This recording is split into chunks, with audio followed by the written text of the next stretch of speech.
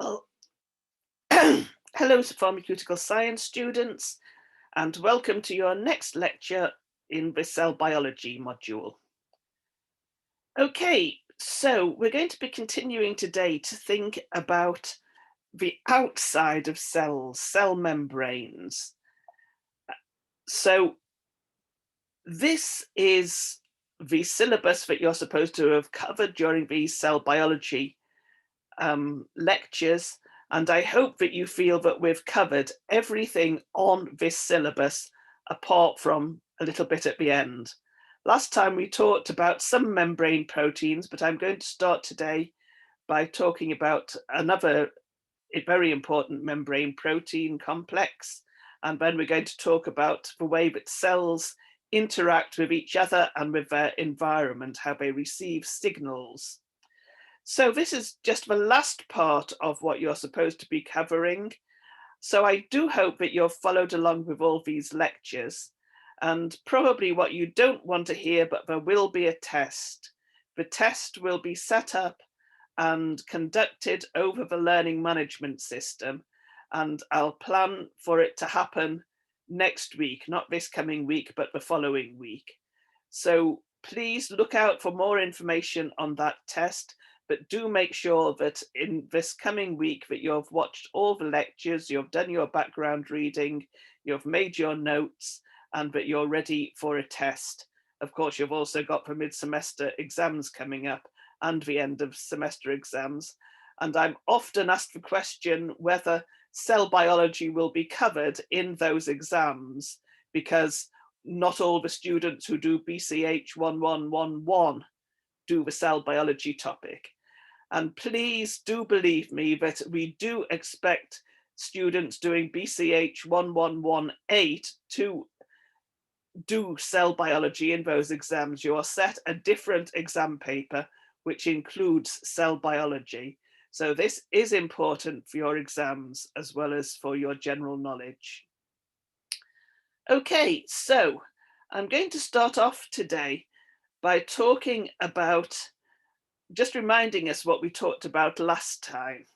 So I hope you remember this picture of the cell and all the different parts of the cell and the organelles which involve membrane. So what I'm going to be covering today is I'm going to look at another type of selective transport, the way that differences in different compartments can come about. And I'm going to be talking about transport in and out of the nucleus of the cell. Then we'll go on to look at the way cells can send signals to one another. Okay, so last time we talked about transport across membranes, about the different sorts of ways that molecules can pass through a cell membrane, but some molecules are able to actually diffuse through the lipid bilayer. Some have specific transporter proteins, either passive transport or active transport, and some molecules can be moved from inside or outside the cell by exocytosis or endocytosis. So please do make sure that you understand those different methods of transport. And one of the important things to remember is whether molecules are being transported with their concentration gradient or against their concentration gradient. Okay, so this is quite a nice diagram from molecular biology of the cell, which just summarizes a lot of the things that we were talking about last time, a lot of the ways that membranes are involved in transporting molecules around the cell. So here we see the nucleus and the nuclear envelope and a nuclear pore allowing passage through that envelope, and we're going to be talking about the nuclear pore in a minute. Then the endoplasmic reticulum, vesicles budding from the ER and transporting their contents to the Golgi apparatus, molecules being transported through the Golgi, being processed as they're transported and released in vesicles at the other side. So some of those vesicles might be secretory vesicles, which are moving proteins to be used outside the cell altogether. So here we have exocytosis. Here we have some vesicles which are recycling some proteins. So here we have some endocytosis coming in a vesicle, a number of vesicles gathering together to make a larger body, an endosome within the cell. Some proteins that have been made by the ER joining that endosome and then transport to perhaps a lysosome where proteins from outside the cell are digested. Okay, so lots of transport going on. We can see some transport here from the Golgi back towards the endoplasmic reticulum and the nucleus. So membranes are very important and very involved in all this type of transport, in separating contents of the cell from one another. So please do read more about that and make sure that you understand just how important these membrane vesicles and their transport is. Okay, so I'm going to talk first about the nuclear membrane. So I hope that you've appreciated by now that the nucleus is a different compartment inside the cell. It has its own specific function and its own specific contents. And we've seen that the nuclear membrane is a double membrane with a space in the middle. And we've seen that the nuclear pores allow transport across this double membrane. So notice here that the nuclear membrane goes through the nuclear pore goes through both layers of the nuclear membrane. So nuclear pores, or NPCs, nuclear pore complexes, they allow molecules to pass between the inside of the nucleus and the cytoplasm of the cell. There are between 3,000 and 4,000 nuclear pores on each nucleus in each mammalian cell. And each of these nuclear pores can transport up to 1,000 macromolecules per second. And that transport can be in both directions. So if you multiply 1,000 by 4,000, you've got 40,000 molecules passing through in and out of the nucleus every second. Okay, so a lot of transport, a lot of movement in and out of the nucleus, but very controlled, very precise movement. Remember the idea of a gate in a wall with a gatekeeper only allowing passage of what is supposed to be passing through that particular gate. Okay, so here is a more detailed diagram of a nuclear pore. So you've seen some of these diagrams before. You can see how they're packed onto the surface of the nucleus here, so very closely packed together. Nearly all the surface that can be taken up is used up by nuclear pores. And if we zoom in even further and look at a higher detailed electron micrograph, you can see that they have a very specific structure. Okay, they have a similar structure. You can see that there's part coming upwards here. And this diagram, which is a cross section through the nucleus, you can see that there are parts that come up and also parts that go down. You can also see the double layer of the nuclear membrane structure here. Okay, so here are the nuclear pore complexes in an actual electron micrograph. And here is a diagram interpreting what we're seeing here. So what we're seeing is a complex made from a large number of different proteins, each coming together to make these larger structures with a very defined structure and each part of this structure is important in the function of the nuclear pore complex. So let's look at the different parts in some more detail here. So the function of the nuclear pore is to allow small molecules to pass in and out of the nucleus easily and freely. So that would be small molecules like water molecules or dissolved gases or ions, things that are needed both inside and outside the nucleus. But the nuclear pore regulates the passage of larger molecules. So by larger molecules, I mean things like perhaps a messenger RNA. You will learn that only good, complete messenger RNA is allowed to be transported out of the nucleus into the cytoplasm. Some proteins are needed inside the nucleus. We've seen that DNA is packaged with histones. They are needed inside the nucleus, but not outside, so they are transported into the nucleus. So this passage is regulated by the nuclear pore complex. Okay, so what sort of molecules are passing in and out of the nuclear pore? Well, moving into the nucleus, there are proteins that have a nuclear localization signaling, and you'll be learning more next semester in molecular biology about protein sorting and how proteins are directed to the correct place. So one of the signals to direct proteins is a nuclear localization signal. So proteins that have this sort of signal would include ribosomal proteins that are needed in the nucleolus to assemble into ribosomes, histones for DNA packaging proteins, DNA polymerases and RNA polymerases, also transcriptional regulators, RNA processing proteins.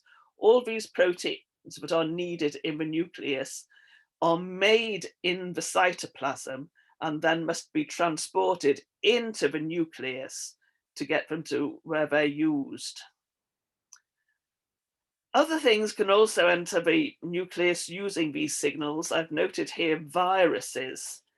They can have a nuclear localization signal, which is a counterfeit, a pretend, an imitated signal, but allows them to enter the nucleus and allows them to take over the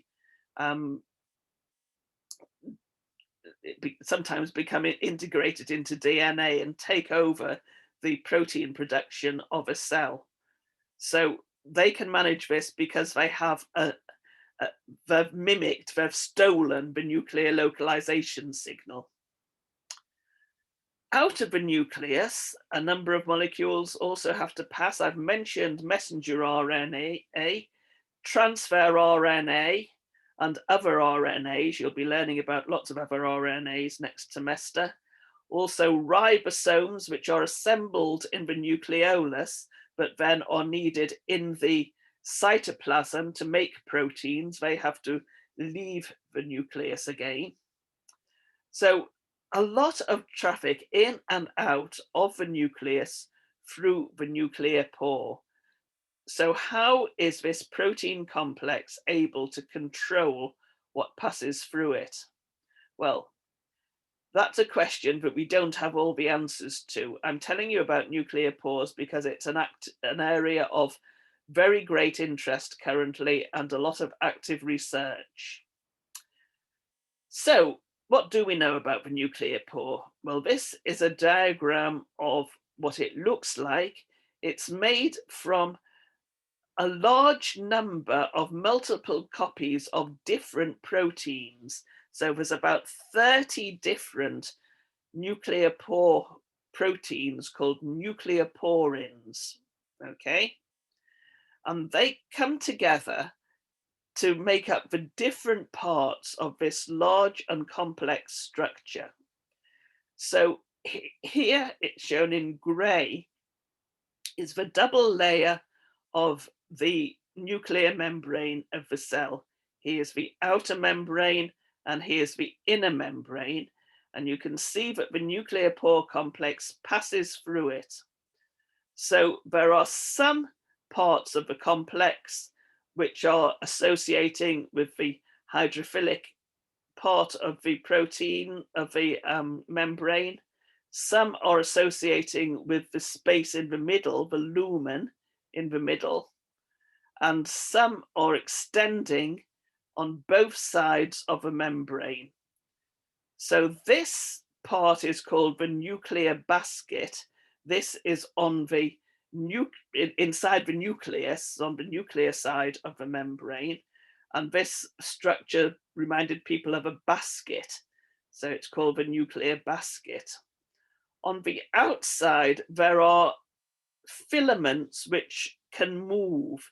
And these filaments can actually direct molecules that have passed through the nuclear pore in the physically right direction. They can move and sort of push things out in the direction they're supposed to go in. Okay, so a very complex structure and a lot of different parts all working together. So coming back to our idea of structure and function, we can make some guesses about how a nuclear pore functions by looking at its structure. So I've mentioned the mobile filaments on the outside. On the inside, there are these strands of protein which make up the nuclear basket, which again can only allow passage of certain things into the central hole of the complex here. And again, on the inside, there are also filaments that can check and regulate and close to block things passing through if they're not supposed to pass through. Okay, so this allows the nuclear pore to control the passage in both directions of the large molecules passing through it. So one example that we know about is that when messenger RNA is transcribed from the DNA in the nucleus, it has signals to say that the beginning is correct, the middle is correct, and the end is correct. And only messenger RNAs that have those signals which say that it's been synthesized correctly are allowed to pass into the cytoplasm. Anything else is kept in the nucleus and will be broken down and destroyed. So I mentioned the movement on the outside here that can direct the messenger RNA in the right direction. So quite a complex function, and we don't know all the details of exactly how it does it, but we know that it does. Okay, so we also suspect that the nuclear pore is involved in a lot of the other things that we've talked about. So control of gene expression, well, you cover that next semester, but by controlling which genes are allowed to be translated into proteins, by controlling which messenger RNAs can pass through the nuclear pore. It's also thought that nuclear pores are important in chromatin organization. So we've seen that at different stages of the cell cycle, the chromatin, the DNA and the proteins becomes more and less condensed. So at the correct stage of a cell cycle, allowing the scaffold proteins, which cause the final stage of the condensation of chromatin into chromosomes, allowing them to enter the nucleus, helps to organize those chromosomes into the condensed form. DNA maintenance and repair, making sure that the DNA in this nucleus is not damaged, and allowing repair proteins to enter. Again, next semester you will learn that there is an emergency DNA repair mechanism called the SOS response. So this allows repair proteins to enter when they're really needed, but keeps them out at other times. We've also seen that inside the nucleus and then breaking down the nucleus during cell division, the spindle forms. It's thought that the nuclear pore is somehow involved in controlling and regulating the way the spindle forms in the cell. And this is also involved in the progression of the cell cycle and actually controlling when cell division takes place. So nuclear pore seems to be involved in all these different, very important functions in the cell. Okay, so yes, as I've said, there's a lot of research going on into nuclear pores and into exactly how they're able to carry out these functions. Okay, pause for questions. Okay, so now we're going to move on to think about communications between cells. We have already talked about some of these forms of communication, for instance, cells receiving signals for apoptosis. So if I go back to this diagram we've seen before of the structure of a cell membrane, so now we're talking about the external membrane of the cell, the plasma membrane. So here is the cytoplasm on the inside of the cell, and here is the fluid on the outside of the cell.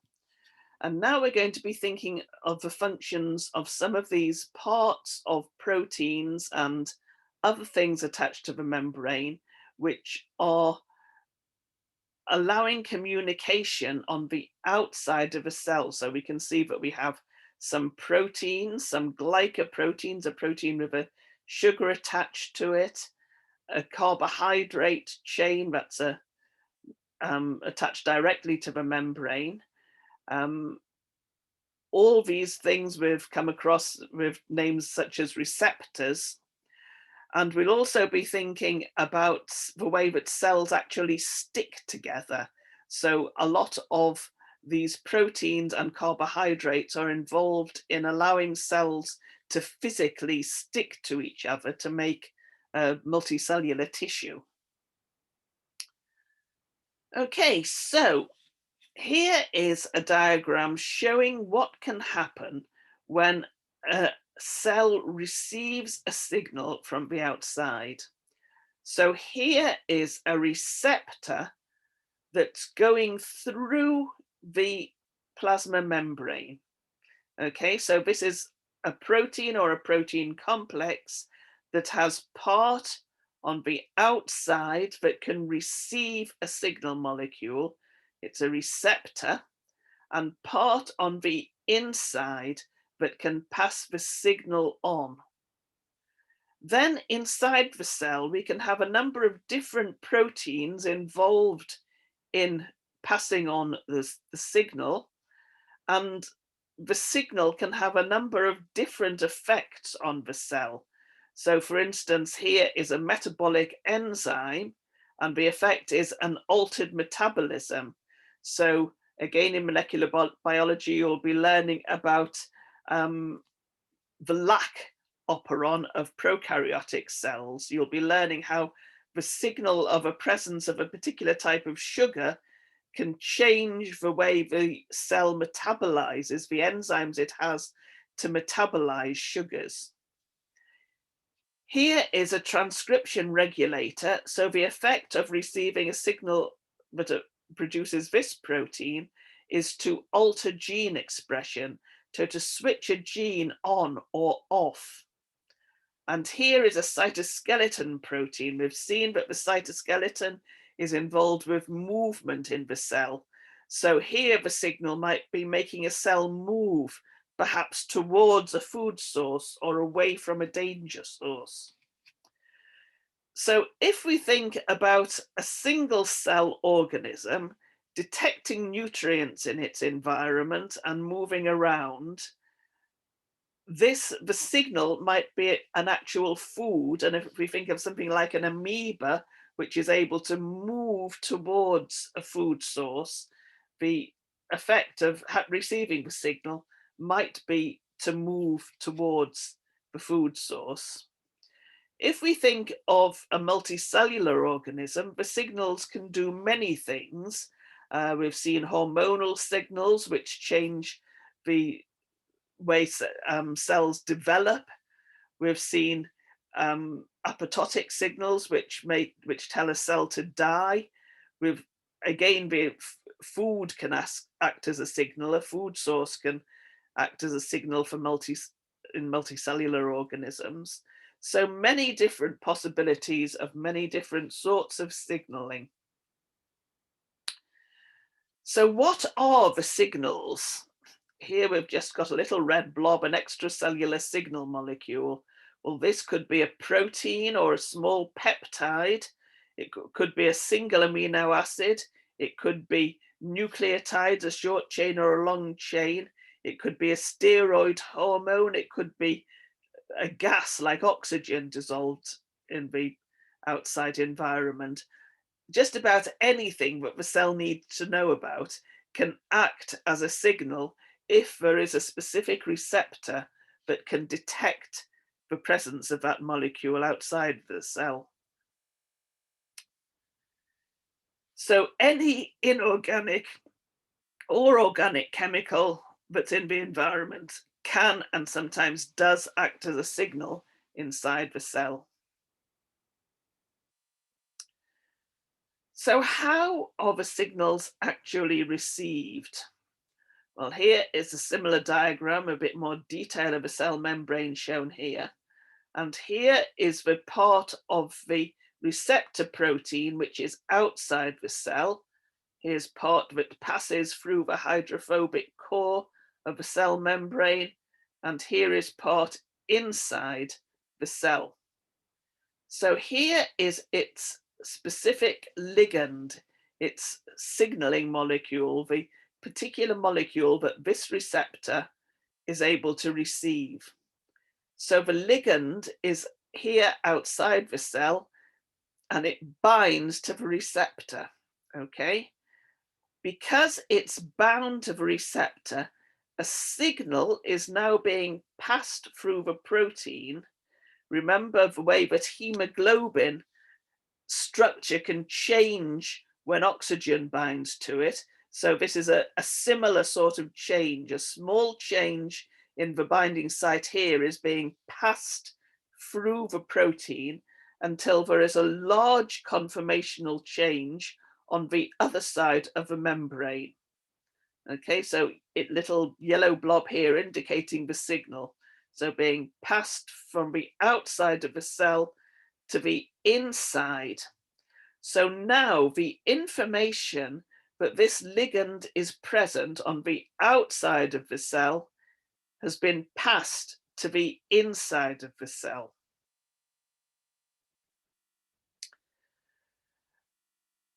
So now we're sort of looking up at the bottom of that signaling molecule, and this is its yellow part here where the signal has been received and a conformational change, a change in the protein structure, which has produced a change in its activity. So here is the signal, and because the signal has been received, protein 1, the receptor protein, is now able to interact with protein 2 and cause a change in this protein. 2 is now able to interact with 3. 3 is able to interact with 4 and cause a change. So here's a cutting of this yellow protein into 2.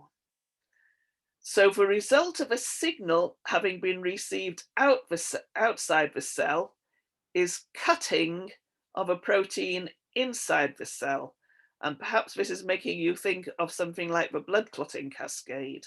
Okay, that is one example of signals being received and changing the behavior of the cell. But the signals can do many other things as well. And we can see that there's a number of different proteins involved in this signaling pathway, all working together to carry the signal to its final destination. Okay, so this idea is the idea of signal transduction, which is the conversion of a message to different forms while keeping its meaning the same. So again, here we have a diagram showing the same thing again, a receptor binding to a ligand, and the ligand is now the primary messenger. So the presence of this ligand outside the cell is bringing the message to the cell. The receptor is receiving the message, passing it through the cell membrane and producing second messengers, which are then able to produce the cell response. Okay, so all these would be second messengers in this diagram. And then the second messengers can have a number of different effects, as we've seen, responses in the cytoplasm of the cell or being passed into the nucleus to produce changes in gene expression. Remember how molecules get into the nucleus? The nuclear pore has to allow the signal to pass through to be able to have its effect on the DNA. So the message is taking many different forms: a ligand bound to a receptor, a number of secondary messengers, a number of responses possible, but it all means the same thing. The message carried by this primary messenger is changing its form, but the meaning is staying the same. So things can get even more complicated by the process of signal integration, because sometimes it's necessary for a cell to know not just about one ligand, but two ligands.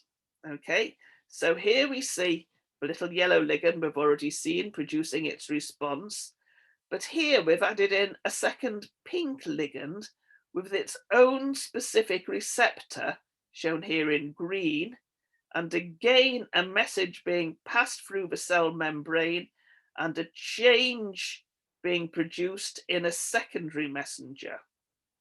So this time, to produce the appropriate response, the signal has to be received by two different receptors, which produce two different secondary messengers, which can then interact together to make an appropriate response. So here we're seeing two different pathways coming together. This can be called crosstalk or signal integration. And this idea can become very complicated. So here is a diagram showing some pathways involved in T cell receptor signaling. So this is part of signaling from the immune system.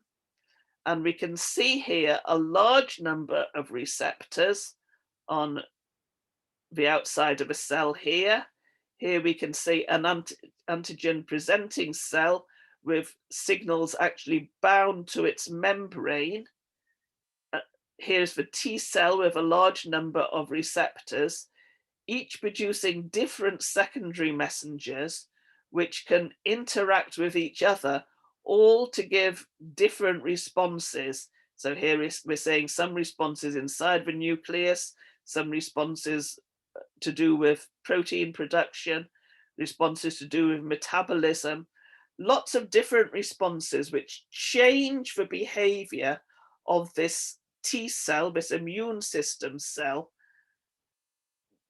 from an inactive form to an active T cell actively doing its work in the immune system. So I don't expect you to take in the details of this diagram. I just wanted to show you the idea of signal integration and the way so many signals can all feed in together to have a large effect on the behavior of the cell. And when you do some more immunology, you'll realize how important it is that the cells of the immune system are able to respond to what's happening outside the cell. Okay, so what behavior of the cell can be changed by the signal? Well, a number of different examples here. Enzyme activity. So here we've got the idea that a signal activates an enzyme but breaks down a large molecule. So here we've got a carbohydrate, a sugar, being broken down to release energy.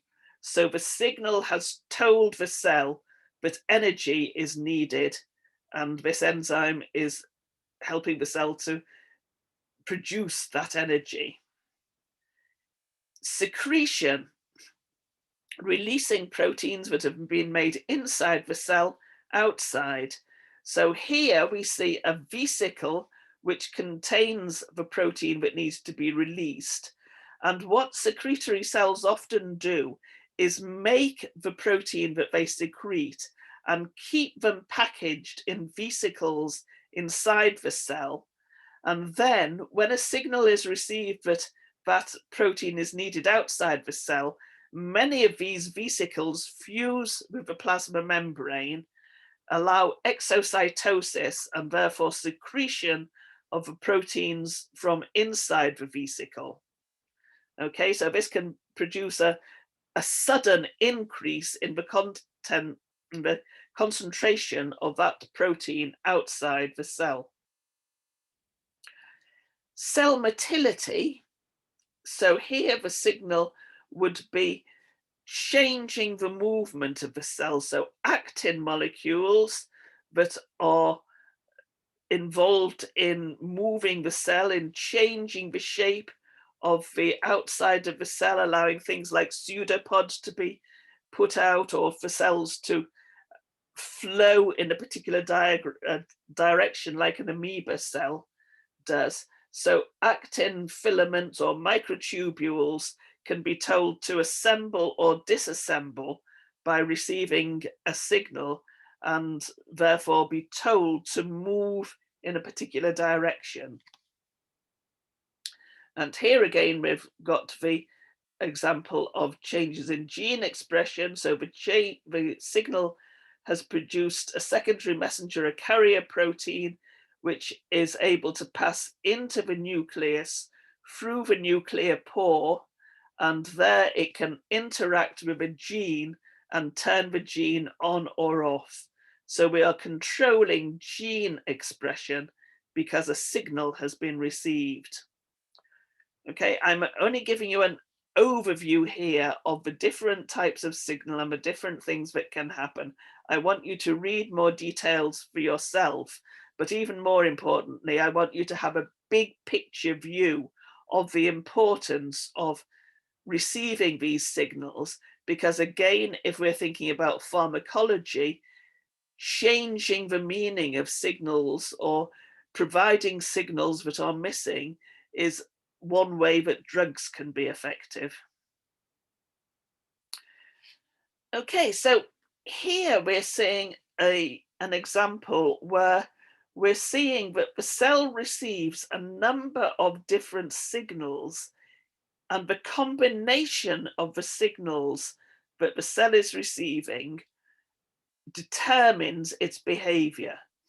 So here is a cell receiving signals A, B, and C. Okay, and all those signals together are telling the cell to survive. So these signals might be something like plenty of food, plenty of oxygen, and plenty of ions in the environment. And if all those things are present, the cell can survive.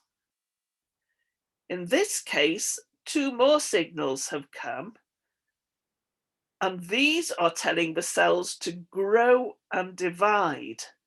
So perhaps this could be something like a very rich food source. So this is just enough food, this is plenty of food.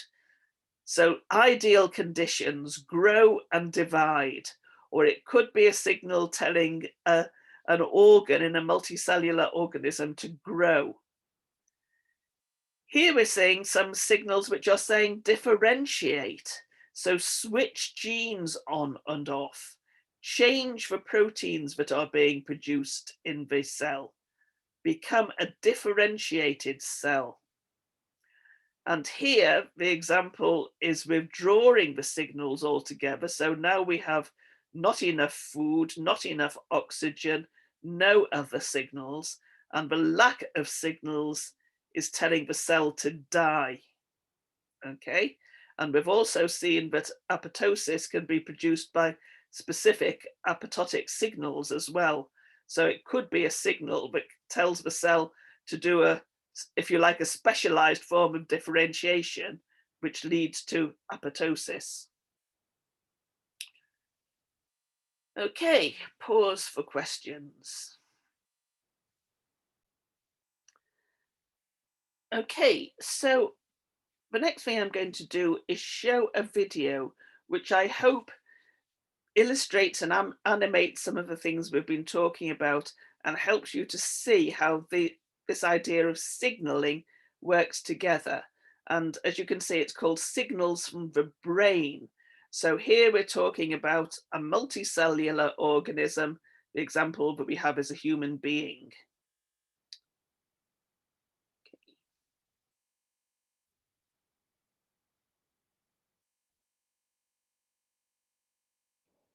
Signals from our environment are most often first detected by the brain.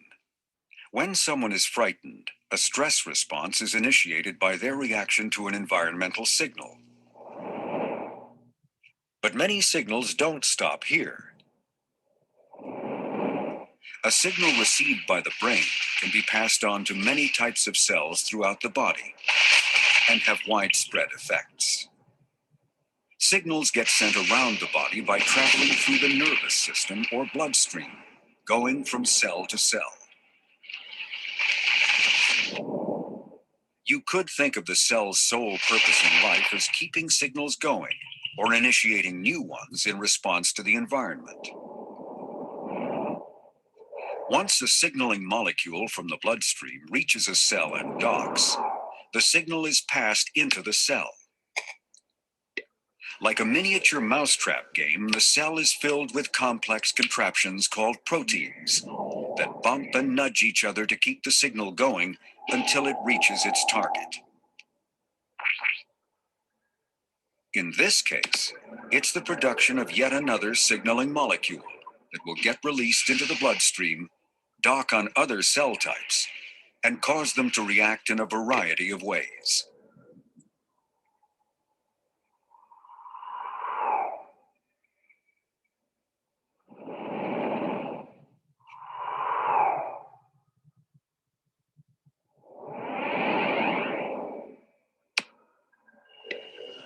The signal passing machinery inside the cell can look and work very differently, depending on the intended effect.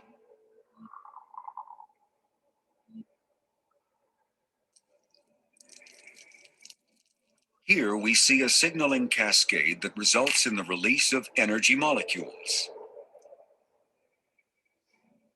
Once liberated, they are sent on their way via the bloodstream to power cells in another area of the body. When this tiny domino effect is triggered inside cells, some amazing things can happen. Other signaling cascades triggered during the stress response result in a variety of physical reactions. This signaling molecule can relax or contract different types of muscle cells. When it reaches the skin, the signal docks on muscle cells attached to a body hair. The tiny muscle is stimulated to contract, raising the hair. The signal also docks on cells wrapped around a sweat gland, which contract too, squeezing sweat onto the skin surface.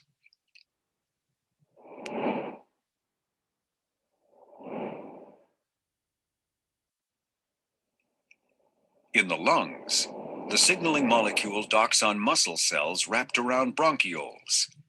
But these cells relax instead of contract to allow more oxygen into the blood.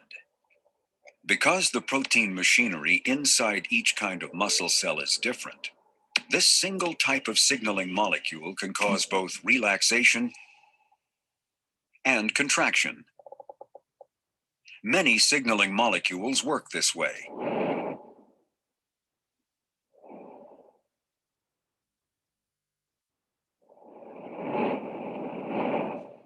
When this signal reaches the heart, it docks on beating heart cells. Their response is to beat faster. Blood pressure goes up, and the signaling molecule is rushed on to still more cell types around the body. Constantly and in concert, cells must send and receive a myriad of signals. Cell communication is vital to keeping the body alive.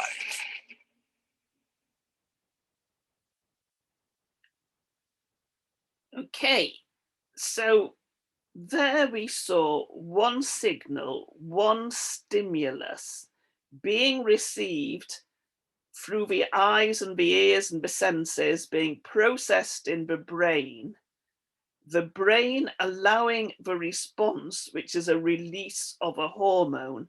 And I hope you recognized that the hormone shown there is adrenaline. And what we were looking at is the fight or flight response. You might have heard of that. So if we have the idea that perhaps this person has seen something frightening, perhaps a fierce animal, a barking, biting dog running towards him, to protect himself, he now has to either run away or fight that animal. So his body is being prepared by taking in more oxygen, by the blood being pumped around the body more quickly, by hairs standing on end, by sweat being produced, lots of different responses produced by the same signal, which is the hormone adrenaline, being pumped around the body through the bloodstream.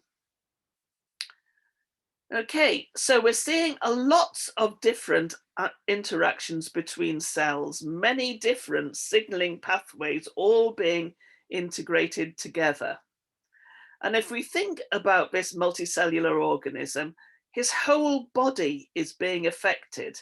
And in molecular terms, his leg muscles, which he needs to run, are a long way from his brain, which has received the danger signal. Okay, so the signal has to pass through the whole of the body to get to where it's needed. And there are a number of ways that this can happen. So when we're talking about the release of a hormone into the bloodstream, we're talking about endocrine signaling.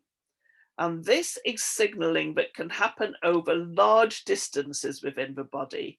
So from the brain, from the adrenal gland in the brain to the leg muscles or the arm muscles.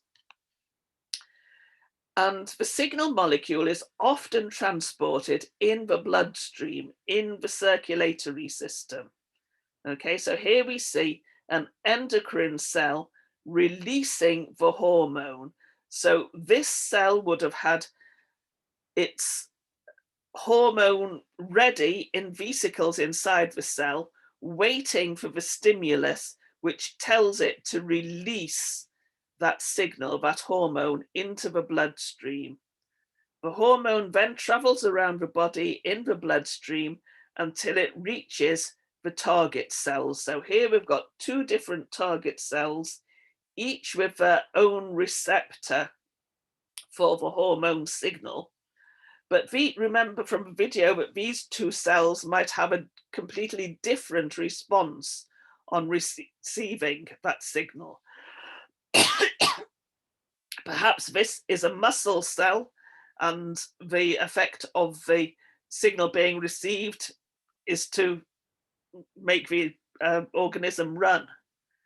Okay, and perhaps this is a cell in the lungs, and the signal is telling deep breaths to be taken to provide the oxygen that's needed to allow the muscles to do their work. Okay, so all acting together to respond to the stimulus and respond to the signal that's been produced inside the body. If the cells are closer together, physically close, we can have what's called paracrine signaling. So this is similar to endocrine signaling, but the signal molecules are not entering the bloodstream and passing around the whole of the body. They're just passing into the extracellular fluid around the cells involved. So this signaling cell is producing a local mediator, a short distance signal, if you like, that's diffusing around and having an effect on the cells immediately around it. And this sort of process is important in localized reactions, for instance, inflammation in infection. So if an infectious organism has got inside the body, you often see redness and swelling immediately around the wound, but not on the whole body. So local mediators have an effect, make other cells around change their behavior, but only where it's actually needed, where the wound has occurred, not across the whole of the body. Another type of signaling, which I think you'll be very familiar with, but please do see it as another signaling method, is synaptic signaling, where signals are sent through the nervous system. This can be seen as a private channel. Okay, so here we see a neuron. So this could be a neuron in the brain, which is thinking something and then sends a signal by way of a neurotransmitter that's able to reach a target cell. So what the brain might be thinking is, help, a fierce dog, I've got to run. And the target cell is a leg muscle cell, which is needed to contract to produce a running motion. So this signal is only affecting its own specific target cell. Of course, there are a large number of axons. There's a whole nervous system that's working together to produce many muscle cells to contract to produce the movement we need to run or move or do anything, all coming from a signal from the brain. Okay, so that's synaptic signaling, called because of the synapse between the end of the axon sending a signal across a gap to its target cell. And here again, we see specific receptors on the target cell, but are able to detect the neurotransmitter that's been released from the nervous system cell here. Cells can also send direct signals from one to another by receptors and signals bound to their membrane. And we saw an example of this in the diagram I showed you of the immune system. So the cells have to actually come into physical contact with each other to send the signal here. This signal is not being released from the cell, it's actually bound to the membrane. So to receive this signal, the signal cell and the target cell have to be physically close to each other, very close. And here we see a signal attached to the membrane here, but passing the signal through the membrane in the same way we've seen before. But we can also have direct contact between cells using what's called a gap junction. So here we see the plasma membrane of one cell, the plasma membrane of another, and specific hydrophilic channels connecting these two, the insides of the two cells. So the cytoplasm has a direct physical channel. And you can also see that these channels can open and close depending on whether passage of signals between the two cells is needed or not. So gap junctions are important in transmitting nerve impulses and producing muscle contraction. You can see here a network of 3 cells interacting with each other. And here we can see 2 cell membranes close to each other. See the double layer of the membrane bilayer close to each other here. But here the membranes are not right together, but here they're pressed close together with a gap junction. So there will be pores that allow this area, that allow passage from one cytoplasm to the other. So here is a large one and here is a smaller gap junction. Okay, so they are just some different ways that signals can travel around the body, and I think that you're going to be meeting these ideas in more detail, but in lots of different topics like physiology and anatomy. So please have a big picture in your mind of the whole idea of signaling and the importance of receiving signals. So I'm just going to summarize everything now. That's pretty well everything that I have for you today, but this is quite a nice video again, but just puts together a lot of these ideas of passing signals from one cell to another. So I'm going to play this.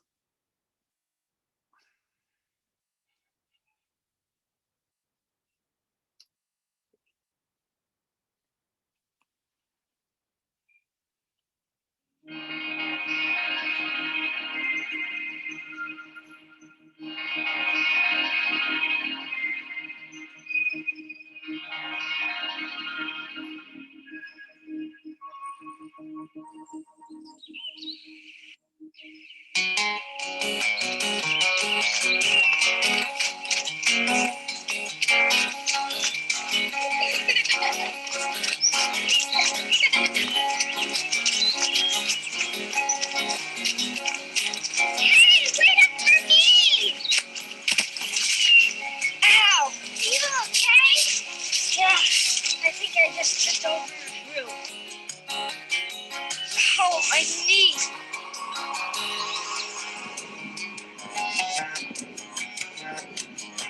Your body is an incredible living system made up of billions of cells. We're following blood cells as they're propelled through a blood vessel toward the boy's injured knee. If you are hurt, your cells work together to repair the damage. They communicate using their own language of chemical signals. Now, we've arrived at the wound site. Blood cells are flowing out of the broken blood vessel ahead.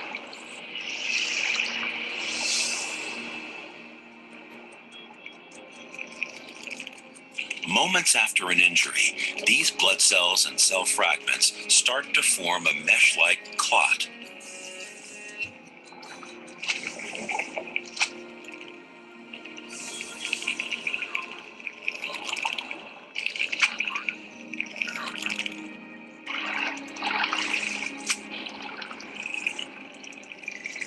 Many different types of cells are involved in tissue repair. The flat, light-colored cells are fibroblasts. Early in the healing process, fibroblasts multiply and produce proteins that help to repair the damage. The smaller, dark cell fragments between the fibroblasts are platelets. When activated, platelets release a stream of protein messengers called growth factors to stimulate cell growth and tissue repair. To see how a growth factor from a platelet signals a nearby fibroblast cell, we need to swoop close to the rippling fibroblast surface. Fibroblasts, like all your cells, have a fluid outer membrane that regulates the flow of molecules in and out. The gray structures sticking out of the cell membrane are receptors for incoming signals. When the growth factor from the platelet, shown in purple and blue, encounters a matching receptor, it binds to it. A second receptor protein joins in, making the growth factor fit like a key in a lock. The binding of the growth factor causes the receptor to change shape. This change in the protein conducts the signal through the membrane and into the cell's interior, the cytoplasm. You'll see this better from inside the cell.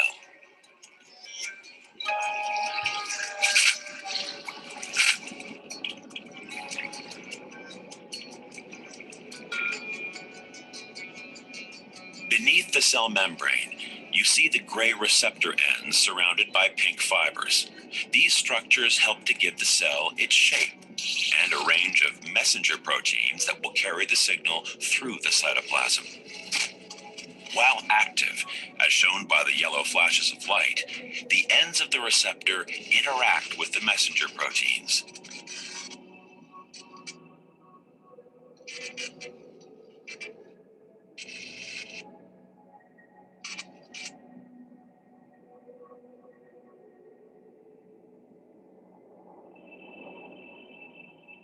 Now, we'll watch the action again from our position in the cell's cytoplasm. The growth factor binds the receptor proteins outside the cell, drawing the receptor ends together. The signal is transmitted through the cell membrane, and each new protein is activated in turn. If you look closely, you can see the proteins change shape as they become activated with the signal.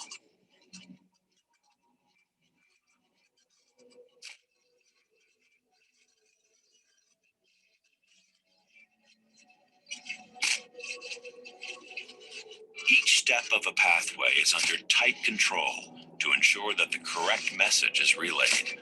For example, as this white protein accepts the signal, the blue protein comes in to deactivate the red one.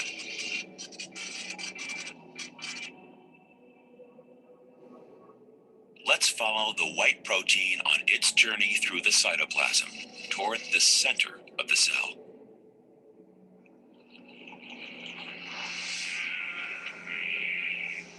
As we follow the signal to the nucleus, you'll see it passed from messenger to messenger. The first exchange is with this brown protein.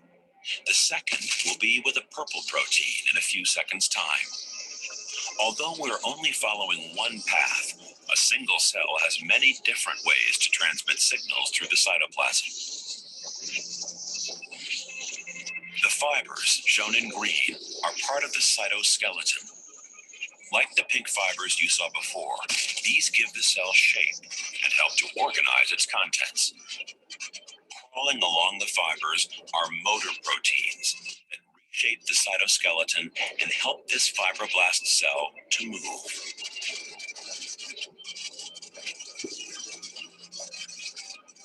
On our way, we will encounter other structures in the cytoplasm, known as organelles. On the right, you see glowing organelles called mitochondria, which generate energy for the cell. Activated protein passes by a network of membranes, here in light brown, known as the endoplasmic reticulum.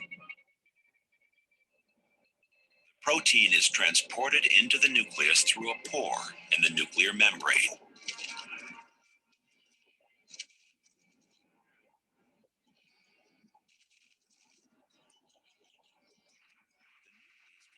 Tightly wound coils of DNA, shown in green. The protein messenger passes the signal to two other molecules that team up to locate a specific gene along the DNA. In this case, the gene carries the information to make a growth factor.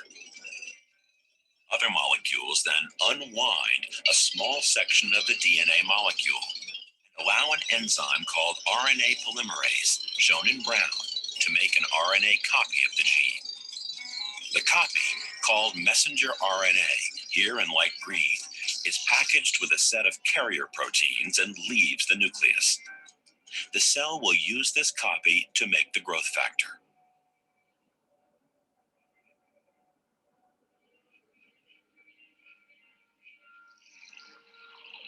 Now, we'll follow the messenger RNA copy back out of the nucleus to see how a new protein is made. On the left is the endoplasmic reticulum, which we've seen before, and on the right is a new structure called the Golgi apparatus, which we'll visit again later. Straight ahead are more of the glowing mitochondria. In the cytoplasm, the messenger RNA is released from its carrier proteins and binds to a complex called a ribosome. Here, the ribosome, a huge molecule, is shown as a multicolored structure. The ribosome reads the information encoded in the RNA and assembles a protein from amino acids found in the cell.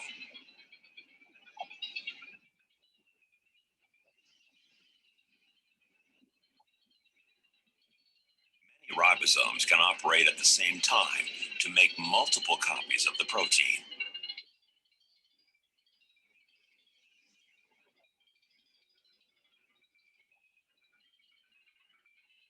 The ribosomes anchor on the outer membrane of the endoplasmic reticulum. If you look carefully, you can see the ghostly shapes of the newly made proteins accumulating on the inner side of the membrane.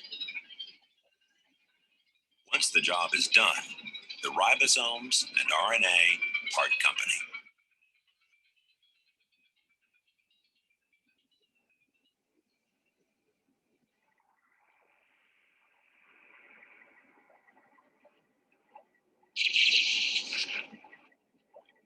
The newly made proteins leave the endoplasmic reticulum wrapped in a layer of membrane called a vesicle.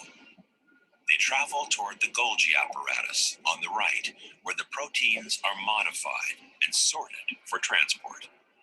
The loops of the Golgi are busy with protein traffic moving in and out.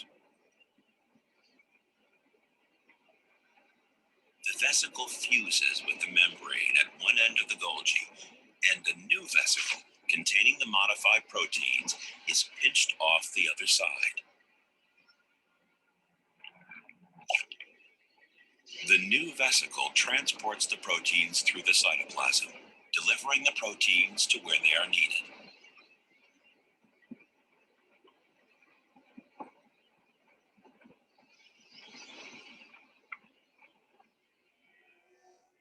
Some proteins are used inside the cell. Others, like these growth factors, must be exported.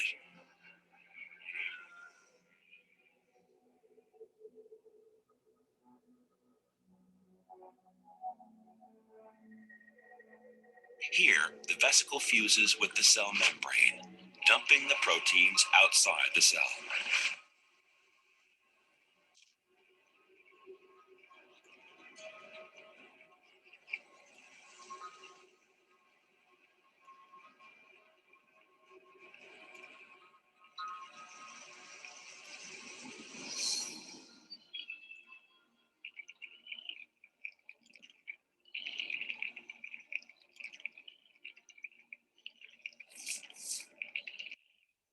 The released growth factors will communicate with other cells to continue the healing process. These growth factors will attract more fibroblasts to the wound site and remodel the clot for better healing. Other proteins produced by this signaling pathway will tell the fibroblast cell to grow and divide, making many new cells to heal the wound.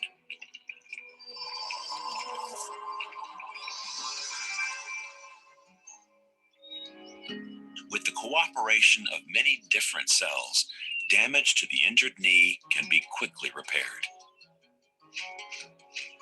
Every day, your cells communicate and cooperate to keep you healthy. They act and interact. They grow, divide, and die, all through the amazing language of cell signals.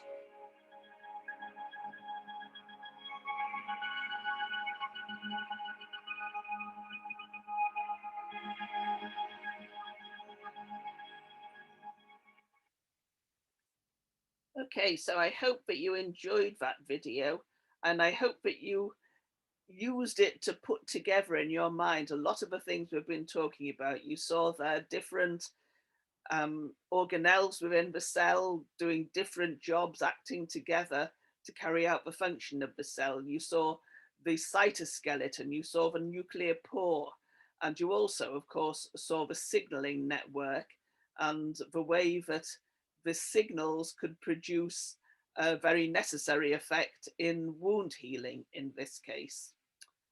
Okay, so that is the last thing that I have for you. I hope that you've enjoyed um, what, learning about cell biology and all the things we've covered. I'll direct you again to the textbooks. Um, Aspects of what we've been talking about are covered over 4 chapters in molecular biology of the cell, and in Leninger, chapter 12 is about biosignaling, so you might want to look at that.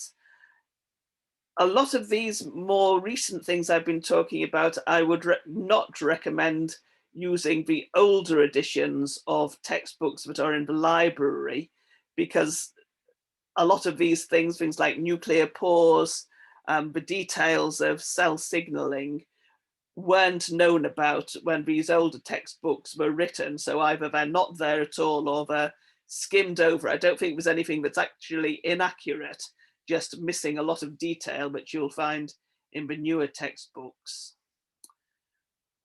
Okay, so I'll remind you again to expect a test. Details will be communicated soon, but please do make sure that you're caught up on having watched all the videos, attended all the lectures, and that you are prepared well for that test.